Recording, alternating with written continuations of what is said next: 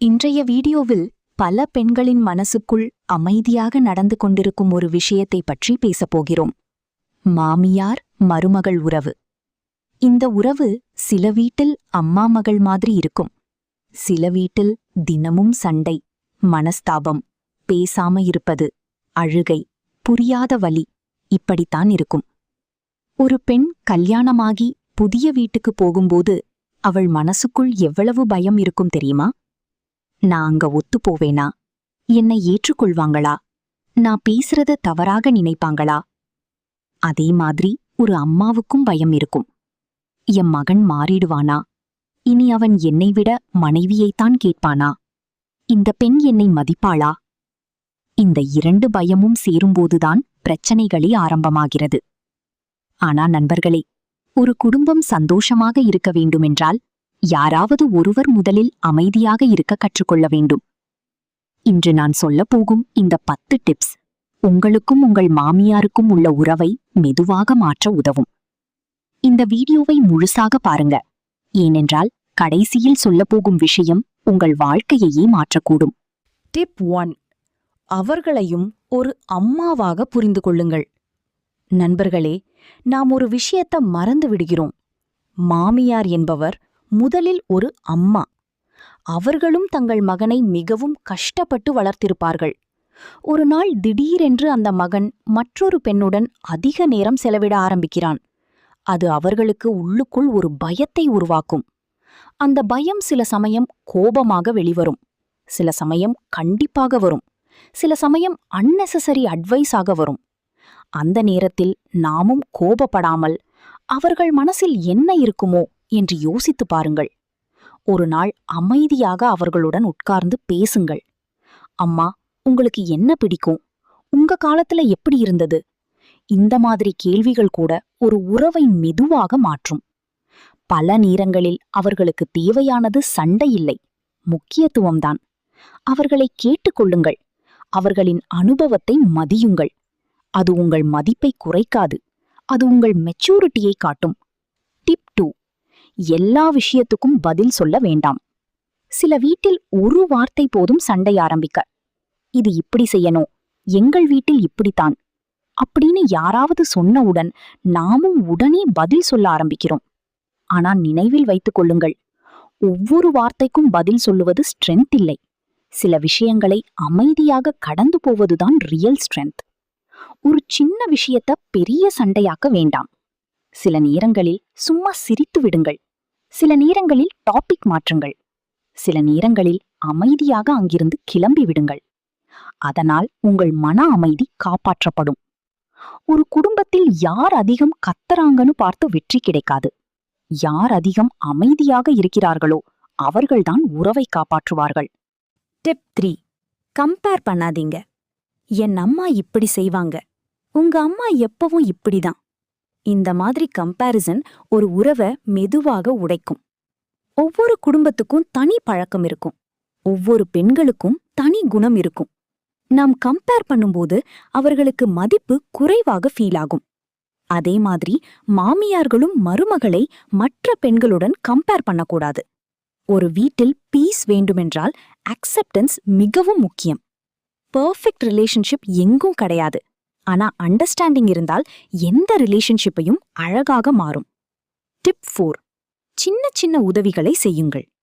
ஒரு காஃபி கொடுத்து வைப்பது, அவர்களுக்கு பிடித்த உணவு செய்து கொடுப்பது, அவர்களின் உடல்நிலையை கேட்பது. இந்த சின்ன விஷயங்கள்தான் ஒரு நாள் பெரிய அன்பாக மாறும். பல மாமியார்களுக்கு வெளியில் சொல்ல தெரியாது. ஆனா உள்ளுக்குள் அவர்கள் கவனிப்பை எதிர்பார்ப்பார்கள். ஒரு நாள் சர்ப்ரைஸாக ஒரு சீலை வாங்கி கொடுங்கள், அல்லது ஒரு மலர் கூட வாங்கி கொடுக்கலாம். அது அவர்களை இமோஷனல் ஆக்கிவிடும். அன்பு காட்டும் மனிதர்களை யாராலும் வெறுக்க முடியாது. டிப் 5. உங்கள் கணவரை நடுவில் இழுக்காதீர்கள். இது மிகவும் முக்கியமான விஷயம் நண்பர்களே. பல வீட்டில் பெரிய பிரச்சனை இதுதான். உன் அம்மா இப்படி சொன்னாங்க, உன் மனைவி இப்படி செய்தாங்க என்று தினமும் கணவரை நடுவில் நிறுத்துகிறார்கள். ஒரு ஆண் 2 பேரையும் ஈக்குவலா நேசிப்பான். ஒரு பக்கம் அம்மா, மற்றொரு பக்கம் மனைவி. அவரை தினமும் சூஸ் பண்ண சொல்லாதீர்கள். அது அவரை மனதளவில் உடைத்துவிடும். பிரச்சனை இருந்தால் நேராக பேசுங்கள். மரியாதையாக சொல்லுங்கள். ஆனா தினமும் கம்ப்ளைண்ட் மூடில் இருந்தால் வீட்டின் அமைதி போய்விடும். டிப் 6. பர்சனல் ஸ்பேஸ் கொடுங்கள். எல்லாருக்கும் தனி நேரம் தேவை, தனி விருப்பம் தேவை, தனி பிரைவசி தேவை. மாமியார் மருமகள் ரிலேஷன்ஷிப்பில் இது மிகவும் முக்கியம். எல்லா விஷயத்திலும் இன்டர்ஃபியர் பண்ண ஆரம்பித்தால் ஃப்ரிக்ஷன் வரும்.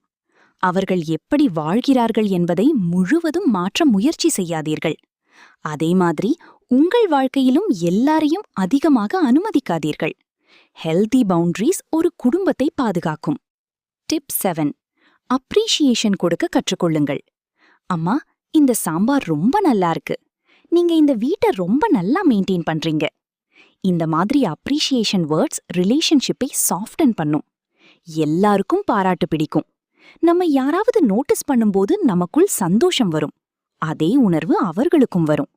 ஒரு நல்ல வார்த்தை பல வருட கோபத்தையும் கரைக்க முடியும். டிப் 8. ஈகோவை கொஞ்சம் குறையுங்கள். நான் ஏன் ஃபர்ஸ்ட் பேசணும்? நான் ஏன் சாரி சொல்லணும்? இந்த ஈகோதான் பல உறவுகளை பிரிக்கிறது. முதலில் பேசுபவர் தோற்றவரில்லை. அவர் ரிலேஷன்ஷிப்பை சேவ் பண்ண நினைக்கும் நல்ல மனசுடையவர். சில நேரங்களில் நாமே போய் பேசுங்கள். சின்ன ஸ்மைல் கொடுங்கள். அது ஒரு பெரிய மாற்றத்தை கொண்டு வரும். வீட்டில் அமைதி வேண்டுமென்றால் ஈகோவை விட அன்பு பெரியதாக இருக்க வேண்டும். டிப் 9. வெளியோரின் பேச்சை கேட்டு உறவை கெடுக்காதீர்கள். உன் மாமியார் அப்படி, அவர்கள் உன்னை மதிக்க மாட்டாங்க, இப்படி வெளியிலிருந்து பலர் பேசுவார்கள். ஆனா உங்கள் வீட்டின் உண்மை உங்களுக்கு தான் தெரியும். ஒவ்வொரு விஷயத்தையும் அவுட்சைடர்ஸ் இன்ஃப்ளூயன்ஸ் பண்ண அனுமதிக்காதீர்கள். சில ரிலேட்டிவ்ஸ், சில நெய்பர்ஸ், சில ஃப்ரெண்ட்ஸ் அன்னெசரி நெகட்டிவிட்டி கொடுப்பார்கள். அதை மனசுக்குள் வைத்துக் கொண்டால் உங்கள் வீட்டில் பீஸ் இருக்காது. உங்கள் உறவை நீங்கள் பில்ட் பண்ணுங்கள். வெளியூரின் வார்த்தைகள் அதை கண்ட்ரோல் பண்ண விடாதீர்கள். டிப் 10. டைம் கொடுங்கள். ஒரே நாளில் யாரும் க்ளோஸ் ஆக மாட்டார்கள். ஒரு புதிய உறவு ஸ்ட்ராங் ஆக வேண்டுமென்றால் டைம் தேவை. முதலில் மிஸ் அண்டர்ஸ்டாண்டிங்ஸ் இருக்கும், சில ஆக்வர்ட் மூமெண்ட்ஸ் இருக்கும், சில ஹர்ட் ஃபீலிங்ஸ் இருக்கும். ஆனா பேஷன்ஸ் இருந்தால் எல்லாமே மாறும். ஒரு நாள் நீங்கள் திரும்பி பார்த்தால் அந்த நாட்கள் எல்லாம் கடந்து போயிட்டே என்று நினைப்பீர்கள். ரிலேஷன்ஷிப்பை ஃபோர்ஸ் பண்ண முடியாது. ஆனா கேர், பேஷன்ஸ், ரெஸ்பெக்ட் இருந்தால் ஸ்லோலி அது ப்ளூம் ஆகும். Emotional story section. நண்பர்களே, ஒரு சின்ன உண்மை கதைய சொல்லட்டுமா? ஒரு பெண் கல்யாணமாகி புதிய வீட்டுக்கு சென்றாள். அவளுக்கும் மாமியாருக்கும் தினமும் சண்டை. எதுவாக இருந்தாலும் மிஸ் அண்டர்ஸ்டாண்டிங். ஒரு நாள் அந்த பெண் முடிவு செய்தாள், இனி நான் மாற்ற முயற்சி பண்ண மாட்டேன். நான் என்னுடைய அணுகுமுறையை மட்டும் மாற்றுவேன். அடுத்த நாள் முதல் அவள் சின்ன சின்ன விஷயங்களை செய்ய ஆரம்பித்தாள். காலை வணக்கம் சொன்னாள். அம்மா சாப்பிட்டீங்களா என்று கேட்டாள். அவர்களுடன் உட்கார்ந்து பேச ஆரம்பித்தாள். முதலில் எந்த ரெஸ்பான்ஸும் கிடைக்கவில்லை. ஆனா 2 மாதம் கழித்து அந்த மாமியாரே வெளியோரிடம் சொன்னாராம், என் மருமகள் ரொம்ப நல்ல பொண்ணு. என்ன சேஞ்ச் ஆனது தெரியுமா? மனசு. ஒருவர் சாஃப்டன் ஆனாலே ரிலேஷன்ஷிப் சேஞ்ச் ஆக ஆரம்பிக்கும். Powerful motivation section. வாழ்க்கை மிகவும் சின்னது நண்பர்களே. தினமும் சண்டை, கோபம், ஈகோ, சைலன்ஸ் இவைகளில் வாழ்ந்தால் மன அமைதி போய்விடும். ஒரு வீட்டில் சிரிப்பு இருக்க வேண்டும், அன்பு இருக்க வேண்டும். குழந்தைகள் வளரும்போது அவர்கள் பார்க்க வேண்டியது சண்டை இல்லை, அமைதியான குடும்பம். நீங்கள் பெர்ஃபெக்டாக இருக்க வேண்டிய அவசியமில்லை. ஆனா புரிந்து கொள்ள முயற்சி செய்யுங்கள். Sometimes winning an argument is not important. Winning a heart is more important. மாமியார், மருமகள் ரிலேஷன்ஷிப் எனிமி ரிலேஷன்ஷிப்பாக இருக்க வேண்டிய அவசியமில்லை. அது ஒரு அழகான பாண்டாகவும் மாறலாம். ஒரு நாள் அவர்களும் வயதாகி விடுவார்கள். ஒரு நாள் நாமும் மாமியாராக மாறலாம். அந்த நாளில் நமக்கு எப்படி மரியாதை வேண்டும் என்று நினைக்கிறோமோ அதே மரியாதையை இன்று மற்றவர்களுக்கு கொடுப்போம். Ending message. இந்த 10 டிப்ஸில் உங்களுக்கு எந்த டிப் ரொம்ப ரிலேட் ஆயிற்று என்று கமெண்டில் சொல்லுங்கள். இந்த வீடியோ யூஸ்ஃபுல்லாக இருந்தால் உங்கள் ஃப்ரெண்ட்ஸ் மற்றும் ஃபேமிலிக்கு ஷேர் பண்ணுங்க. உங்கள் வீட்டில் பீஸ், லவ், ஹாப்பினஸ் எப்போதும் நிறைந்திருக்க வாழ்த்துக்கள். மீண்டும் ஒரு அழகான மோட்டிவேஷனல் வீடியோவில் சந்திப்போம். நன்றி நண்பர்களே. Take care. Stay positive.